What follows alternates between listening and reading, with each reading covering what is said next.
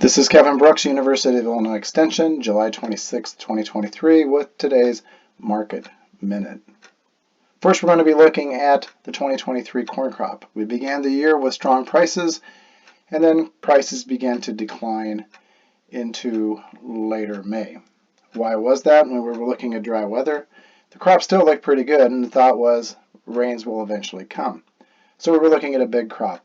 Prices continued to decline until late May, early June, when it began to look like this is a serious situation. And that continued on into later June, when we actually received rainfall, and in some areas of Illinois, we received quite a bit of rain. Other areas received little or none and still haven't received a lot. But overall, in most of the major corn growing areas in Illinois, we received a good amount of rain, which the thought was it would carry us through the pollination period. So then prices began to go down and declined rather sharply. As we moved into later July, with very hot temperatures in the forecast, possibly topping 100 degrees in Illinois, prices began to move up as the dryness and heat combined began to give doubts to the corn crop.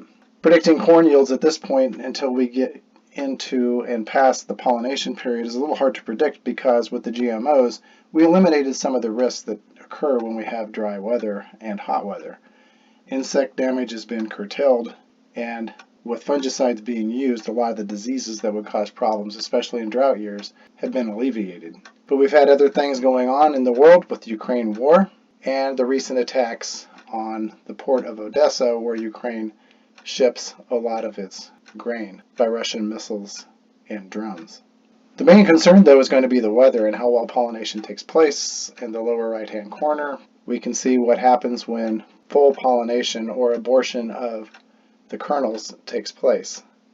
And as you can see, these are not full and complete ears from pictures taken from the past. But this is the concern, is how well is the corn crop going to be pollinated. Expect prices to continue to be up and down until we get a pretty good idea of what the corn yield is going to be. In the next 2 to 3 weeks, you'll be seeing professionals going into cornfields, making estimates on yields, and we'll have a better idea of where we're at that point. Last year, in 2022, the weather that we had was conducive to even bigger yields by having adequate moisture to put weight on the kernels late in the season, but our main concern this year is going to be how well the pollination takes place and whether ears look full or like they do in the picture, and it will be sporadic, with some areas and some fields being well pollinated and other areas not, or even differences within the field. A quick look at the 2023 soybean crop, same type of trend, and a lot remains to be seen.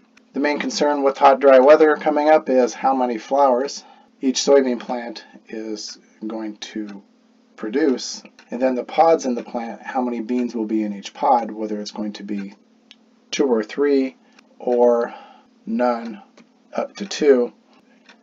And with hot, dry weather, you can also expect fewer flowers per plant, and the soybean seeds themselves could be smaller than if we get ample rain. Expect prices, just like corn, to be volatile until we get a better idea of where we're going to be at and how well the soybean plants are able to maintain their health into and through the middle part of August. This is Kevin Brooks with the University of Illinois Extension, hoping that you have a great day with today's Market Minute, August 26th, 2023.